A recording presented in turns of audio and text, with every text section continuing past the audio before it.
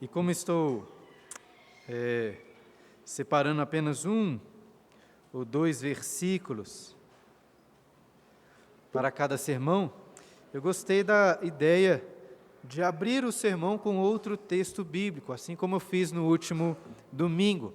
Uma das vantagens de ir assim devagar na exposição bíblica é poder fazer estes contrastes e paralelos. Dessa forma, antes de abrir, não sei se você já abriu aí em Efésios, pode marcar, mas eu gostaria de convidá-los a abrirem suas Bíblias, lá no livro do profeta Isaías. Abram lá em Isaías, capítulo 50. Isaías 50. O meu foco será mais no versículo 4, mas eu preciso voltar um pouquinho para entendermos o contexto de Isaías, capítulo 50. O capítulo anterior, o 49, está, na minha opinião, entre os mais belos da profecia de Isaías. Quando Deus promete a seu povo que iria resgatá-los e redimi-los de forma muito gloriosa, restaurando toda a terra, libertando os presos e concedendo toda forma de prosperidade e alegria. Mas, infelizmente, Israel não estava tão confiante nessa restauração. Se você puder, olha o que o povo dizia aí no versículo 14 do capítulo 49. Mas Sião diz: o Senhor me desamparou, o Senhor se esqueceu de mim. Diante desse lamento infundado de Israel, Deus faz uma declaração maravilhosa. Olha o versículo 50 do capítulo 49. Acaso pode uma mulher esquecer-se do filho que ainda mama, de sorte que não se compadeça do filho de seu ventre? Mas ainda que esta viesse se esquecer dele, eu, todavia, não me esquecerei de ti. E assim, com esse contexto em mente, do povo duvidando da salvação gloriosa prometida por Deus, vamos aí ler agora o capítulo 50, no versículo 1, que começa dizendo: assim diz o Senhor: onde está a carta de divórcio de vossa mãe, pela qual eu a repudiei? Ou quem é o meu credor, a quem eu vos tenha vendido? Eis que por causa das vossas iniquidades é que fostes vendidos, e por causa das vossas transgressões, vossa mãe foi repudiada. Então é como se o povo estivesse dizendo que Deus se divorciou da mãe deles e os abandonou, ou então os vendeu como escravos. Mas Deus questiona: onde que está essa carta de divórcio? Quem é este credor que os comprou? Nada disso é verdade. O que aconteceu na realidade, Deus diz, é que vocês se afastaram e vocês me abandonaram com as suas transgressões. Mas ainda assim, Deus não desistiu e foi atrás do seu povo. O problema é que eles ainda não estavam muito confiantes na graça de Deus. Olha o versículo 2. Por que razão, quando eu vim, ninguém apareceu? Quando chamei, ninguém respondeu. Nós cremos sim na doutrina da graça irresistível, mas note que a linguagem bíblica não é tão simples ou tão sistemática aqui. Porque Deus está dizendo nesse versículo que quando veio para salvá-los, ninguém apareceu, nem respondeu, porque achavam que agora não poderiam ter mais esperança. Contudo, Deus pergunta na sequência do versículo: acaso se escolheu tanto a minha mão que já não pode remir, ou já não há força em mim para livrar? Em outras palavras, Deus diz: por acaso eu não tenho mais força para salvá-los? É claro que eu tenho. Eu sou o mesmo Deus que salvou vocês, que tirou vocês do Egito. Talvez até algumas referências aí na continuação do texto. Olha o final do versículo 2. Eis que pela minha repreensão faço secar o mar e torno os rios um deserto, até que cheirem mal os seus peixes, pois não havendo água morrem de sede. Eu visto os céus de negridão e lhes ponho pano de saco por sua coberta. E assim, diante dessa declaração do supremo poder de Deus, poder para salvar o seu povo, chegamos no versículo 4, que eu gostaria de enfatizar. O Senhor Deus me deu língua de eruditos, para que eu saiba dizer boa palavra ao cansado. Ele me desperta todas as manhãs, desperta-me o ouvido para que eu ouça como os eruditos. Perceba que todo o discurso aí do livro muda bastante no versículo 4. Talvez seria até melhor que o capítulo fosse dividido aqui, porque uma nova pessoa passa a falar. E quem está falando? Pelo versículo 10, sabemos que essa é a voz do servo. E quem conhece Isaías, especial o capítulo 53, sabe que estes capítulos próximos apresentam as palavras ou as canções do servo sofredor. E eu disse que seria talvez melhor que o capítulo 50 fosse dividido aqui, no versículo 4, mas uma das vantagens de não ser assim é que nós somos forçados a fazer uma relação entre este versículo e os anteriores. Veja, Deus acabou de declarar o seu imenso poder para salvar Israel, e de repente ouvimos a voz do servo dizendo: o Senhor Deus me deu língua de eruditos, para que eu saiba dizer boa palavra ao cansado. Evidentemente, muitas outras coisas poderiam ser destacadas nesse versículo e neste capítulo, mas eu gostaria de enfatizar a língua do servo. E ao falar de língua de eruditos, ou seja, a língua de uma pessoa muito estudada, talvez alguém aqui pense numa linguagem assim mais técnica, difícil, comum a talvez vários doutores que encontramos por aí. Mas a língua de erudito do servo não é uma língua de palavras difíceis, e sim de boas palavras aos cansados. Seu poder é tremendo, pois é o poder do Deus, do Filho de Deus em Israel. Mas apesar de tanto poder e glória, suas palavras são doces e mansas.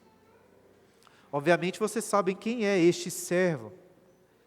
Centenas de anos antes do nascimento de Jesus Cristo, o profeta Isaías estava falando sobre a sua boa e mansa voz aos cansados.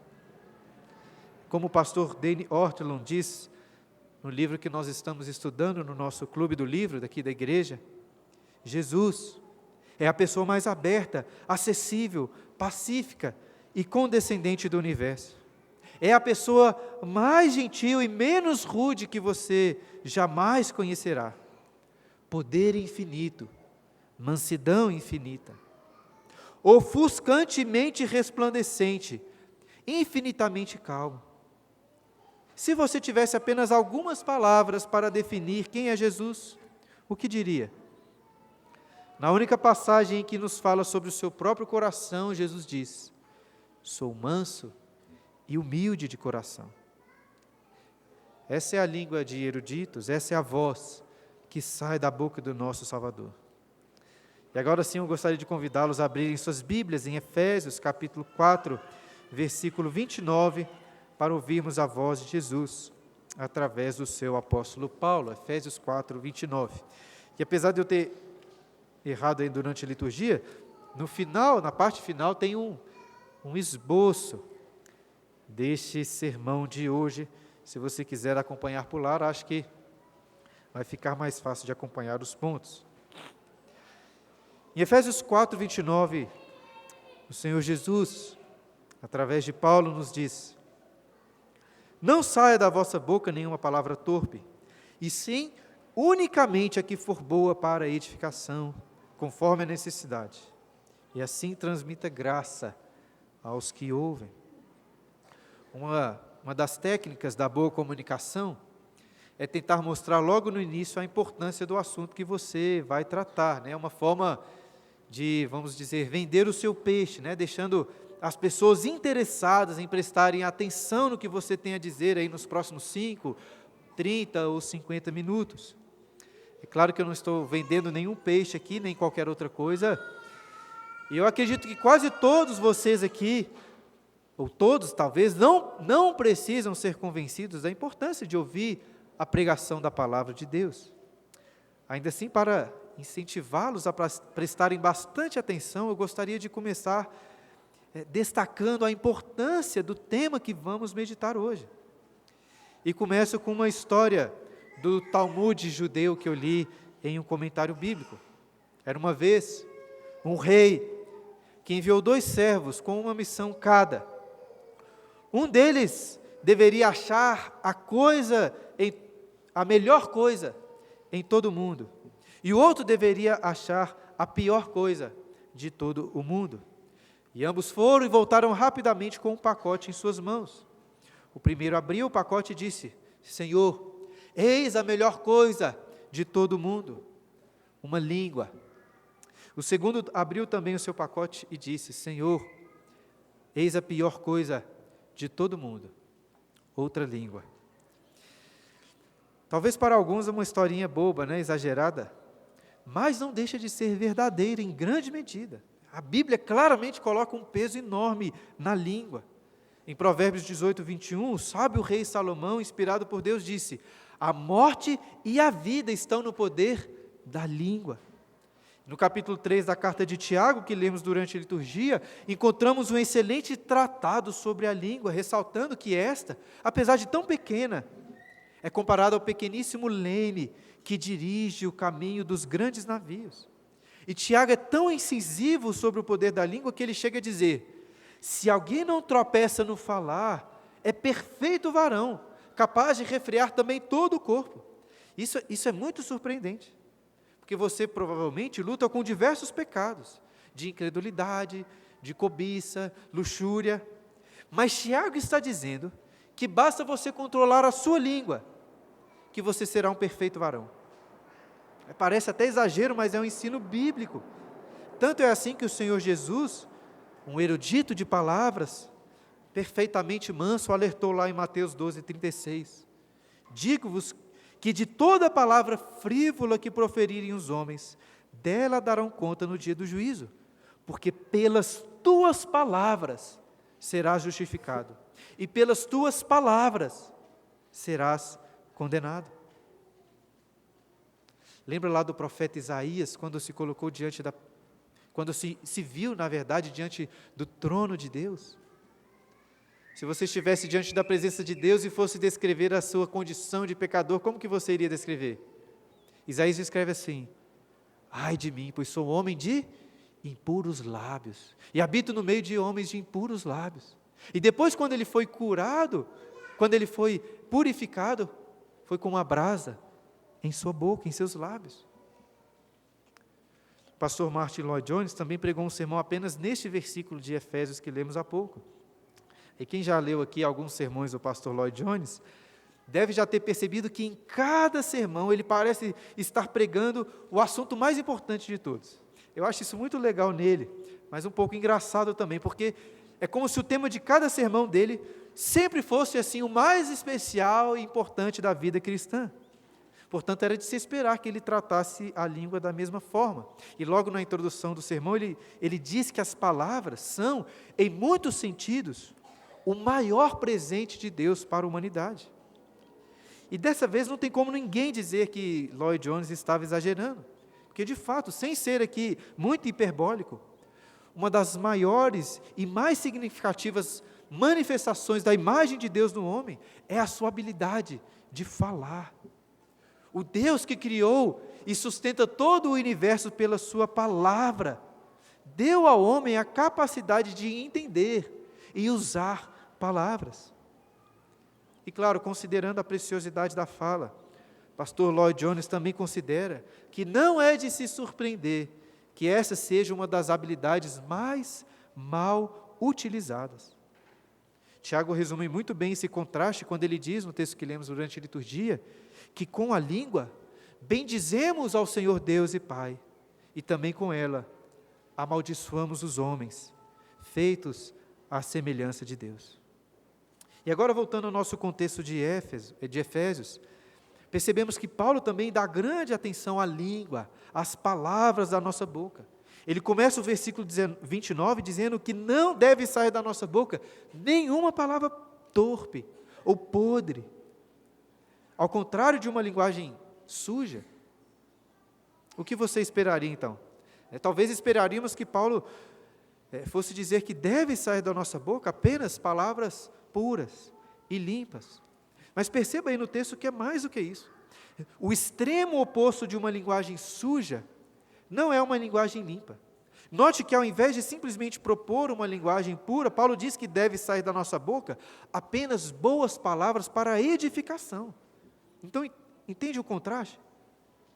Como eu tenho insistido nos últimos sermões, não adianta simplesmente querer deixar as suas vestes do velho homem. Nós devemos nos revestir com as vestes do novo homem, criado segundo Deus. Então Paulo está mostrando aqui uma mudança muito mais radical. Não é só deixar de mentir, mas é de ativamente falar a verdade em amor ao próximo. E como vimos no domingo passado, não é só deixar de roubar, furtar, mas trabalhar, fazendo o que é bom, para ter com que acudir ao necessitado. E agora Paulo está mostrando que não adianta simplesmente usar uma linguagem limpinha, sem palavras torpes, mas ativamente pensar que cada palavra que sai da sua boca deve promover o bem e a edificação, de forma que estejamos então sempre transmitindo graça aos que nos ouvem. Percebe agora quão radical é este contraste? No final das contas, mais uma vez percebemos que o coração do problema é o problema do coração. Apesar da Bíblia colocar um peso enorme sobre a língua, como vimos anteriormente, antes da língua o problema está no coração. Lá naquele texto de Mateus, em que Jesus fala que somos justificados ou condenados pelas nossas palavras, lemos nos versículos anteriores Jesus dizendo o seguinte: a boca fala do que está cheio o coração. Ou seja, o problema da boca, da língua, das nossas palavras, começa no coração. Muitos de nós aqui já devem ter ouvido a mãe dizendo assim: olha, eu vou limpar a sua boca com sabão. Mas não adianta querer limpar a boca, tem que limpar o coração. Não adianta querer apenas mudar o seu jeito de falar. Deus precisa tirar o seu coração de pedra, do velho homem, e colocar o coração de carne, do novo homem. E esse coração que ama a Deus acima de todas as coisas, e o próximo como a si mesmo, não vai bombear para a boca apenas palavras limpas, simplesmente, mas vai bombear palavras graciosas e boas para a edificação. Então, em resumo, este é o ensino aí de Efésios 4, 29. Outro pregador melhor, ou talvez um pouco mais apressado do que eu, poderia seguir então para o versículo 30. Mas tendo, entre aspas, aqui vendido peixe, mostrado a importância deste tema para vocês, eu gostaria de gastar mais tempo meditando sobre este versículo. Portanto, olhem mais uma vez para o texto. Paulo começa dizendo: não saia da vossa boca nenhuma palavra torpe. E o que é uma palavra torpe? Podemos logo pensar em palavrões, mas não é simplesmente isso.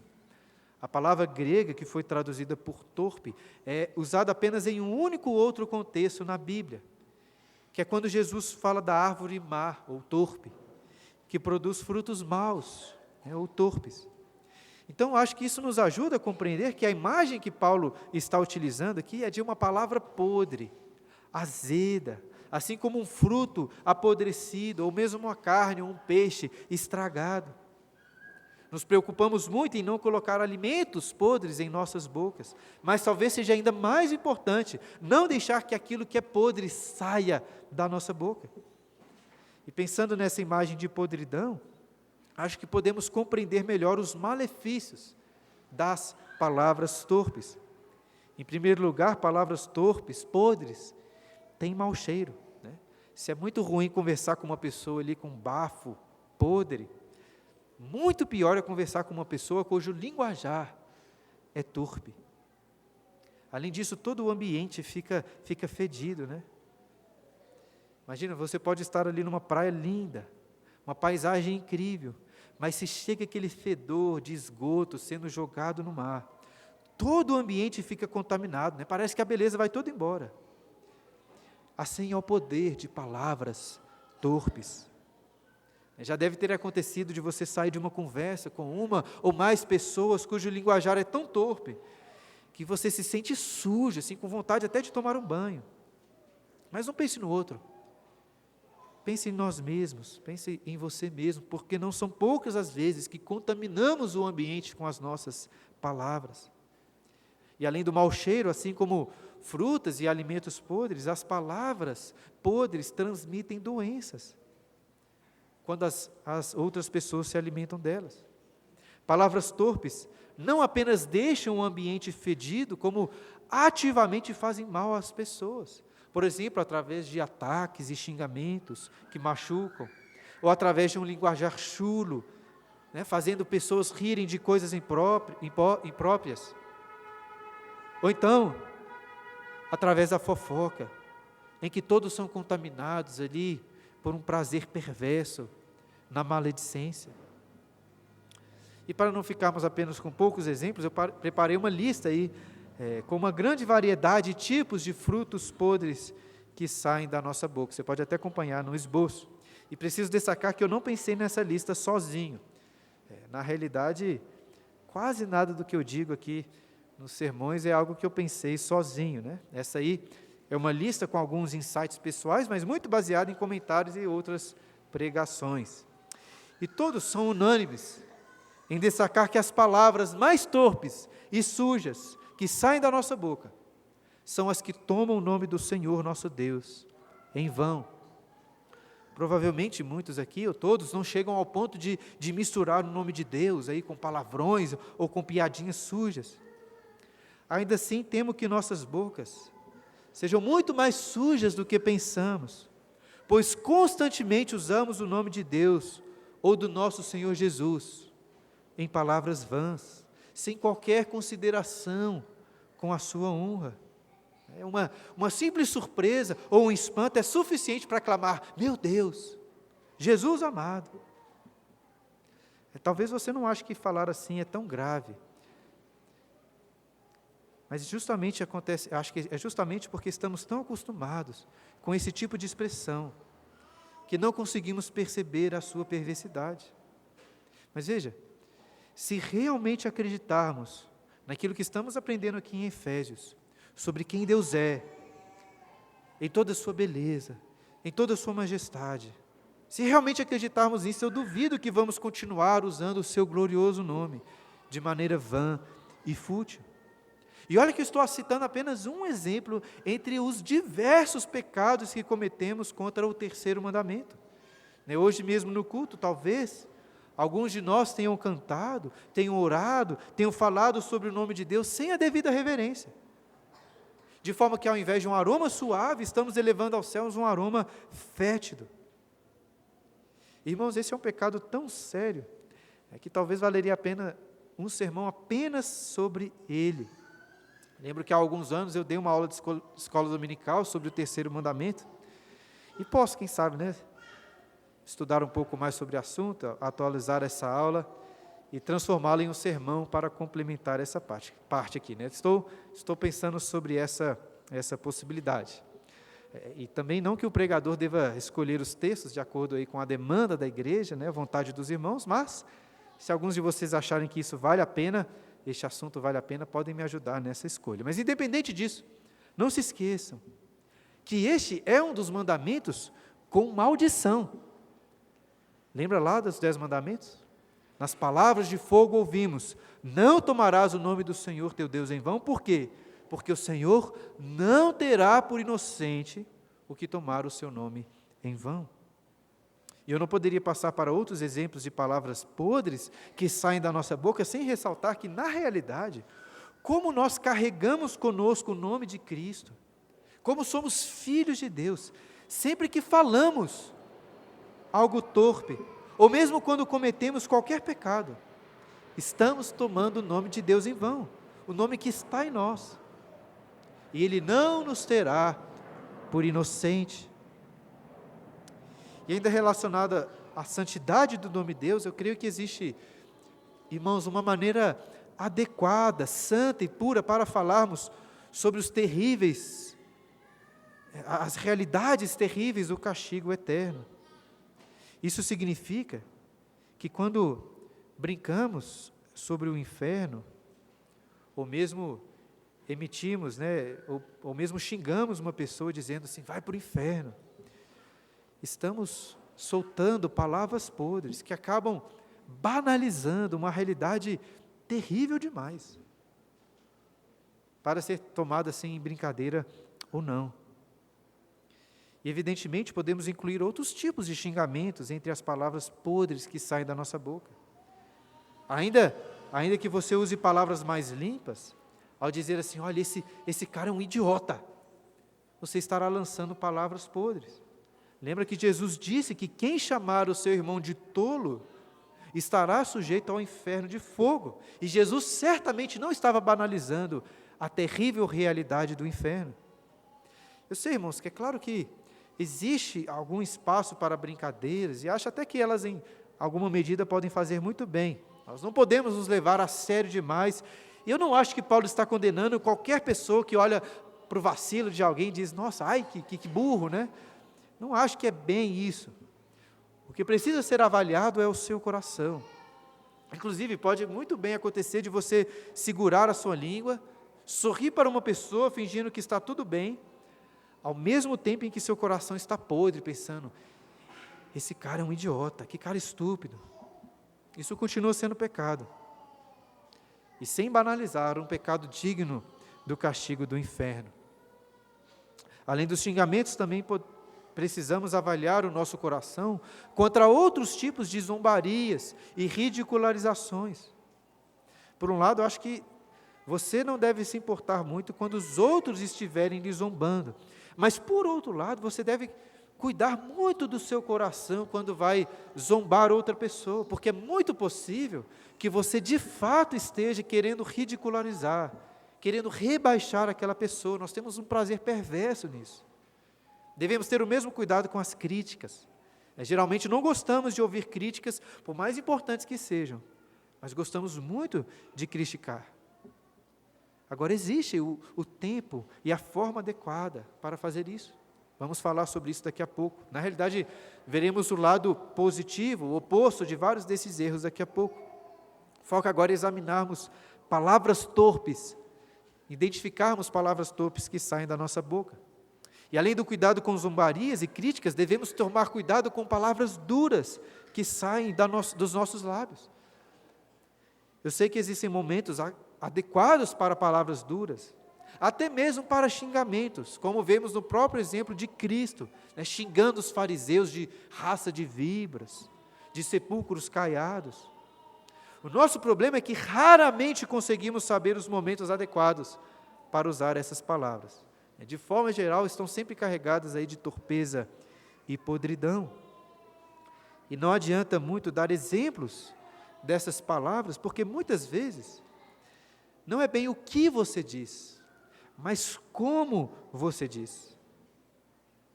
Por exemplo, você pode com toda paciência, com todo amor, falar para o seu filho calar a boca, enquanto pode com muita raiva falar para ele fazer silêncio. Quando eu falei sobre o problema da ira, lá no versículo 26, eu disse que estou bem convencido de que não existe qualquer motivo razoável para gritarmos ou mesmo levantarmos a voz com os nossos filhos ou com as outras pessoas, a não ser que seja assim para alertar alguém de um perigo ou situações excepcionais. Se você aumentou o tom de voz com seu filho, com seu cônjuge, com seu irmão, a sua ira estará produzindo palavras torpes. E antes do versículo sobre a ira, falamos sobre a mentira, que também se encaixa entre as palavras podres, estragadas que saem da nossa boca. E talvez pensando aqui sobre o furto que tratamos domingo passado, poderíamos considerar a fofoca como palavras torpes, que roubam, que furtam a honra do nosso próximo. Seja com mentiras, maledicentes, ou seja, contando verdades sobre o seu irmão, mas que são verdades que ele preferia deixar preservadas.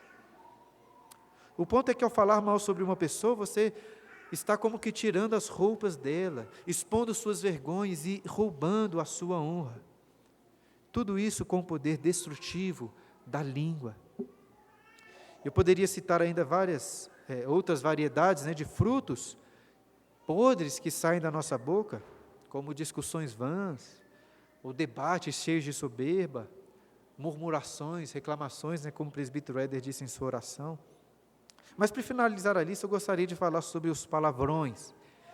Eu deixei os palavrões por último de propósito, justamente porque quando tratamos de palavras torpes, podemos achar que basta parar de falar palavrão, que eu tenho uma boca limpa e pura.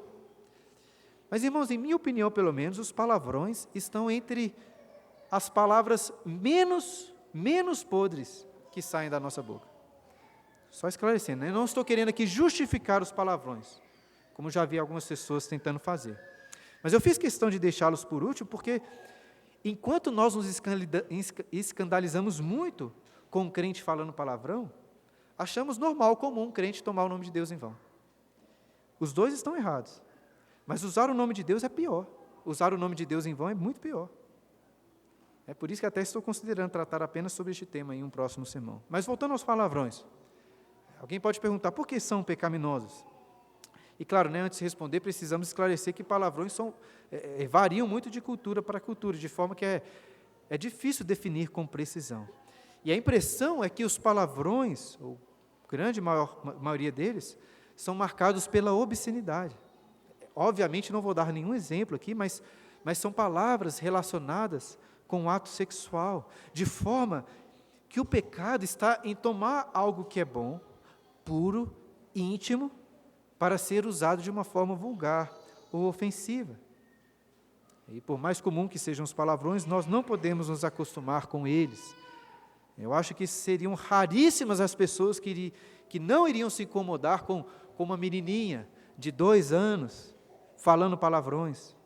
Mas o fato de uma pessoa envelhecer não purifica a podridão dessas palavras. Se uma palavra é suja para crianças, ela é suja para todos nós também. E assim nós finalizamos essa lista, que não é uma lista completa, com a variedade de palavras torpes que saem da nossa boca. Eu fiz questão de dar vários exemplos, porque é muito importante que você se examine de acordo com eles, porque os frutos podres vêm de uma árvore podre. E este pode ser o caso de alguns entre nós, ou muitos até. E claro, não considere apenas as palavras de sua boca quando você está aqui na igreja. Vez ou outra você pode se escandalizar com o que está saindo da boca do seu irmão aqui, achando que a sua boca é mais pura. Mas tente imaginar se a sua casa fosse grampeada, o seu trabalho, o seu futebol com os amigos, as suas conversas com as amigas. Se nós pudéssemos escutar tudo que saiu da sua boca no último mês, será que iríamos suportar o mau cheiro? Jesus disse que isso vai acontecer no dia do juízo, no qual você irá prestar contas de cada uma das suas palavras. Porém, como Paulo tem ensinado nessa carta, o cristão não é aquele apenas que deixa a podridão do velho homem. Se nós estamos em Cristo, somos revestidos do novo homem criado segundo Deus. Portanto, não adianta simplesmente impedir que palavras torpes saiam de sua boca. Não adianta apenas limpar a boca, escovar os dentes, tirar o mau hálito. A boca do crente deve ser uma boca que exala um aroma agradável, gostoso. Eu acho que é difícil de imaginar uma pessoa com hálito assim, cheiroso, mas talvez uma relação que possamos fazer é com o hálito dos bebezinhos. Quem já sentiu o cheiro da boca que sai de um bebê, sabe que é um cheiro doce, gostoso. Dessa forma, após exortar, não saia da vossa boca nenhuma palavra torpe, Paulo continua, e sim, unicamente a que for boa para a edificação. A fruta apodrecida, assim como a palavra torpe, além de ser desagradável ao paladar, adoece, enfraquece o corpo. Em contraste, a boa palavra, assim como o bom fruto, além de saborosa, nutre, fortalece o corpo. E parece que é mais ou menos essa a imagem que Paulo tem em mente aqui, apesar dele estar usando aqui a figura também de uma construção. Mas veja, não acho que precisamos descartar a imagem da árvore, porque outras vezes Paulo uniu essas duas imagens, da árvore e do edifício. Dessa forma, junto com a imagem dos frutos, podemos pensar em palavras torpes como máquinas de demolição ou britadeiras, enquanto boas palavras são cimento, são argamassa, que cooperam na edificação. E sem dúvidas não existem palavras mais saborosas e edificantes do que as palavras do Evangelho. E ainda que o cristão deva confrontar o pecado, por vezes usando palavras duras, o amargor dessas palavras sempre está na medida adequada para combinar com as doces palavras de salvação. Eu particularmente gosto muito de sobremesas que são agridoces, né? Misturando ali o amargo com o doce. E de certa forma são assim as palavras do Evangelho, que devem constantemente sair da boca daqueles que foram revestidos do novo homem. No entanto, eu não acho que Paulo está falando especialmente da pregação do Evangelho nesse versículo, mas sobre todo tipo de conversa, que deve, claro, sempre estar temperada com as boas novas de salvação. E veja, eu estou usando essa linguagem gastronômica, não simplesmente porque eu gosto muito de comida, mas porque essa é uma linguagem bíblica. Por exemplo, lá em Colossenses 4:6, que lemos na liturgia, Paulo disse: a vossa palavra seja sempre agradável, temperada com sal. E o sal, como vocês devem saber, possui diversas utilidades. Uma delas é a preservação dos alimentos. Ou seja, suas palavras, ao invés de iniciar ou acelerar o processo de apodrecimento, deve preservar a pureza. Na prática, isso significa que ao entrar em um ambiente em que o nome de Deus está sendo tomado em vão, ou que se está falando mal de uma pessoa, ou qualquer outro fruto podre está sendo lançado, ao invés de rir, ou ao invés de não falar nada, você vai preservar aquele ambiente de continuar apodrecendo, especialmente quando você estiver entre irmãos. É claro que devemos ter muito cuidado com isso, né? Não vá ser o chato da justiça própria, apontando sempre os erros dos outros, como se você fosse o anjo das palavras doces. Mas com amor e com muita mansidão, as suas palavras temperadas com sal irão preservar os seus irmãos de continuarem fofocando ou usando qualquer outra linguagem torpe. E além de preservar o alimento, o sal possui outra característica, que é a de realçar o bom sabor dos alimentos. E talvez seja este o significado principal que Paulo tem em mente em Colossenses, ao dizer que a palavra deve ser sempre agradável, temperada com sal. Tente imaginar uma batatinha frita sem sal. É muito sem graça, né? E por vezes, você pode estar em uma roda de irmãos, em que as conversas ali não são ruins em si mesmas, não são podres em si mesmas, mas também não são boas, não são edificantes, né? Estão ali falando apenas sobre coisas vãs e terrenas. E é justamente neste momento que suas palavras, temperadas com sal, devem agir, né? Colocando sal nessa batatinha e tornando todo o ambiente muito mais agradável, muito mais edificante. Ontem mesmo, em um grupo de comunhão lá em casa, estávamos comentando sobre isso. Uma roda de crentes não é uma roda apenas que não escarnece, que não comete, que não fala coisas ruins. A roda de crentes é uma roda com conversas boas, com conversas edificantes, com palavras que servem para a edificação. É não que você tenha necessariamente que abrir sempre a Bíblia, começar a falar de um texto, mas se esforce, meu irmão, por sempre temperar o ambiente com conversas que sejam realmente edificantes. E em toda boa refeição, além de pratos salgados, né, e temperados, nós esperamos uma boa sobremesa. Como já ressaltei, as palavras que saem da nossa boca devem ser doces. E agora, ao invés de uma lista da variedade de frutos podres, podemos pensar na variedade de frutos doces que devem sair da nossa boca. Em primeiro lugar, ao invés de tomar o nome do Senhor em vão, devemos honrar o seu nome, como fazemos aqui, adorando, cantando e orando com reverência e alegria.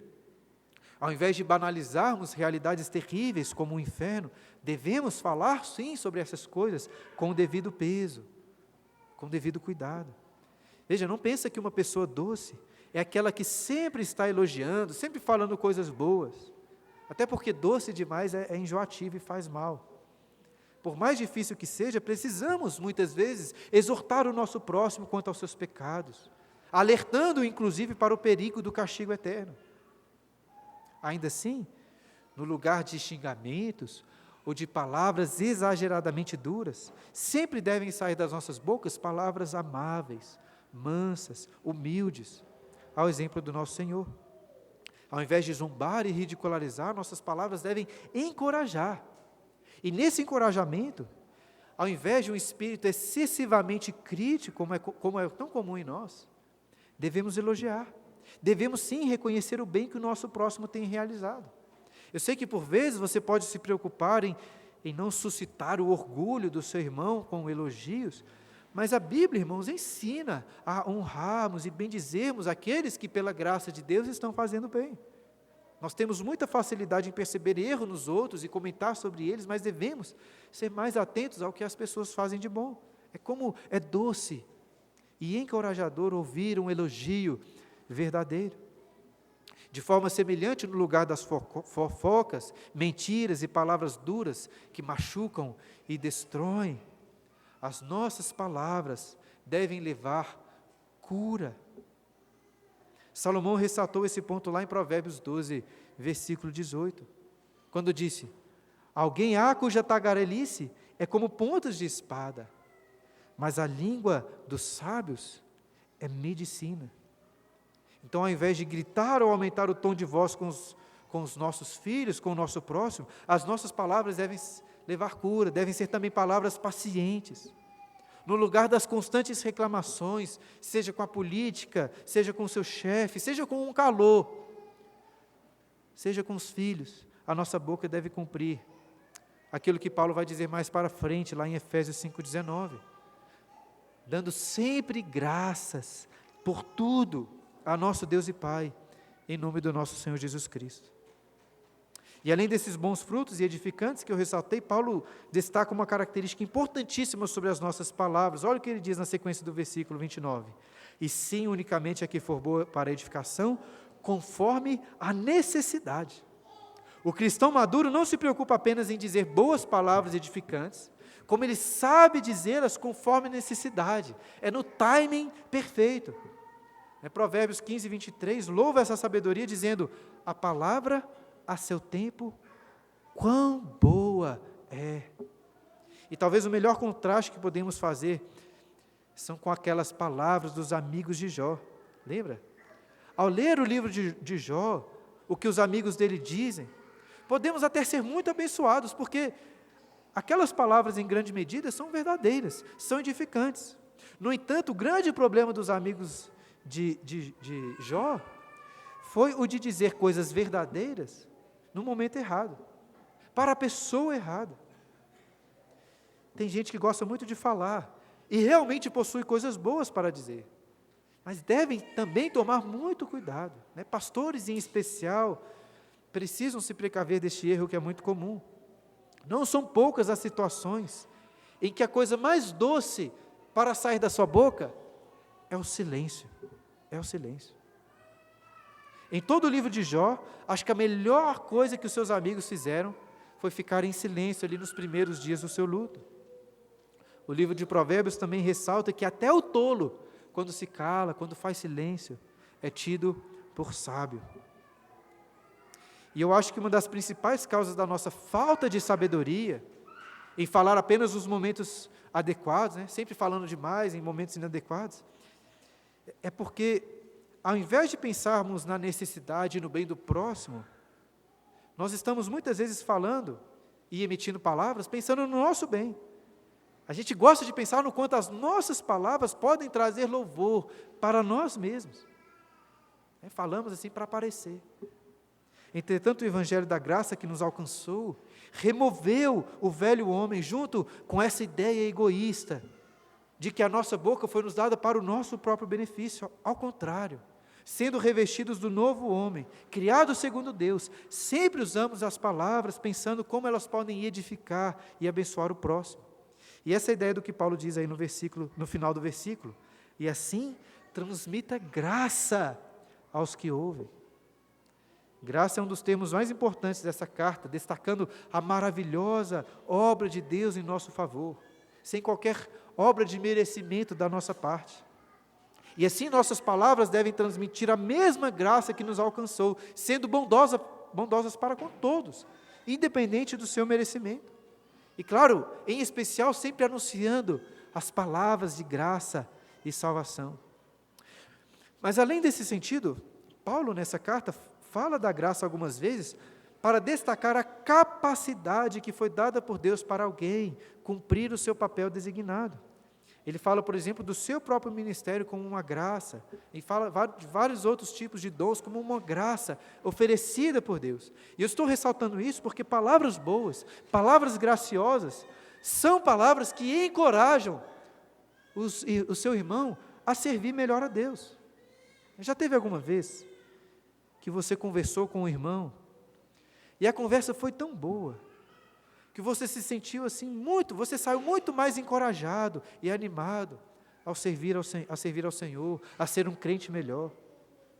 Assim devem ser as nossas conversas, transmitindo graça e encorajando os outros.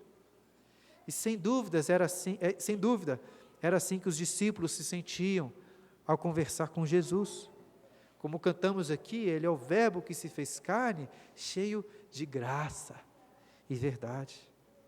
Da mesma forma, nos sentimos muito encorajados ao conversar com Jesus, em oração, e ouvir suas palavras nas Escrituras. Como lemos em Isaías, Jesus é o servo que recebeu língua de eruditos, para dizer boa palavra ao cansado. O seu poder é tremendo, sua voz é mais forte do que 1000 trovões, mas ainda assim suas palavras são doces, suaves. Como diria pastor Dane Ortlund, poder infinito, mansidão infinita. Cristo tem um coração manso e humilde que bombardeia palavras, as palavras mais agradáveis e bem temperadas deste mundo. Mas claro, por vezes são palavras agridoces, porque Jesus também nos alertou dizendo que toda palavra frívola que proferirem os homens, dela darão conta no dia do juízo, porque pelas tuas palavras serás justificado e pelas tuas palavras serás condenado. Chegando à conclusão, irmãos, espero que vocês tenham desde o início comprado peixe, entre aspas aqui, e percebido a importância desse tema. Como lá na história do Talmud judeu, a melhor e a pior coisa de todas é a língua, de onde saem nossas palavras. Como disse Salomão em Provérbios 18, 21, a morte e a vida estão no poder da língua. Então, considerando a gravidade desse tema, eu pergunto, qual é o estado, a condição da sua boca e das suas palavras? E talvez, examinando os segundos pontos que ressaltamos durante o sermão, você sentiu que é como se eu estivesse aqui dizendo que você, de fato, tem um hálito fedido, a sua boca é suja. E é isso mesmo. É isso mesmo. Mas a ideia lá da sua mãe, de limpar a sua boca com sabão, não vai adiantar. Pode passar creme dental, pode passar Listerine, que vai continuar podre. Antes da língua, é o coração que precisa ser purificado. E o que as suas palavras dizem sobre o seu coração? Se pudéssemos escutar tudo o que saiu da sua boca no último mês, como disse, será que iríamos suportar o mau cheiro? E Jesus disse, meus irmãos, que isso vai acontecer no dia do juízo, no qual você irá prestar contas de cada uma de suas palavras. O que significa que estamos todos aqui por nós mesmos, completamente perdidos. Nós podemos dizer assim como Isaías, diante do trono do Senhor, ai de mim, estou perdido, porque sou homem de lábios impuros, e habito no meio de um povo de impuros lábios. Nossas palavras são podres, mas é justamente na palavra que podemos encontrar esperança. No início eu falei sobre o pastor Martin Lloyd Jones, que em cada sermão parece estar sempre pregando o assunto mais importante de todos. E ao pregar sobre esse versículo, ele disse que nossas palavras são, em muitos sentidos, o maior presente que Deus deu para a humanidade. E eu creio que dessa vez ninguém pode alegar que ele estava exagerando. E digo mais, apesar do pastor Martin Lloyd Jones não considerar isso no seu sermão, o fato é que não só em muitos sentidos, como no maior de todos os sentidos, as palavras são o melhor presente de Deus para a humanidade. Ou melhor, a palavra, com P maiúsculo, é este grande presente. Porque Jesus é a palavra que se fez carne.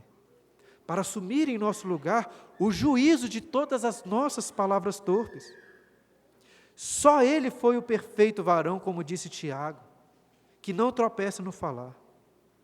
Mas mesmo sendo o perfume mais agradável, mais precioso, Ele escolheu assumir toda a nossa podridão, o nosso mau hálito, o nosso fedor. O Senhor nunca poderia nos tomar por inocentes, porque constantemente usamos o seu nome em vão.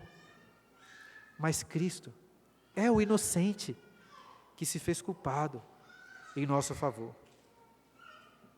Palavras terríveis de xingamento, zombarias, ridicularizações foram proferidas contra Ele. Nunca o nome de Deus foi tomado de forma tão vã e vil como na crucificação do nosso Senhor. E se só de chamarmos o irmão de tolo estamos sujeitos ao inferno de fogo, o que dizer então sobre toda a podridão que é vomitada pelas nossas bocas? O que podemos dizer? Podemos dizer que Jesus é o servo sofredor de Isaías, que foi colocado numa cruz maldita para sofrer o castigo do inferno que estava sobre nós. Que em sua morte Ele ofereceu sangue, que purifica não só os nossos lábios, como o nosso coração, nos despindo do velho homem da boca suja, para sermos revestidos do novo homem, com uma boca que pronuncia apenas palavras boas para edificação, conforme a necessidade, transmitindo graça aos que nos ouvem. E hoje, você ouviu a voz da boca do nosso Salvador, a língua de erudito, que transmite graça. Ele convida, com palavras boas aos cansados, dizendo: vinde a mim, todos os que estáis cansados e sobrecarregados, e eu vos aliviarei. Tomai sobre vós o meu jugo, e aprendei de mim, porque sou manso e humilde de coração, e achareis descanso para a vossa alma. Essa é a língua do nosso Senhor e Salvador.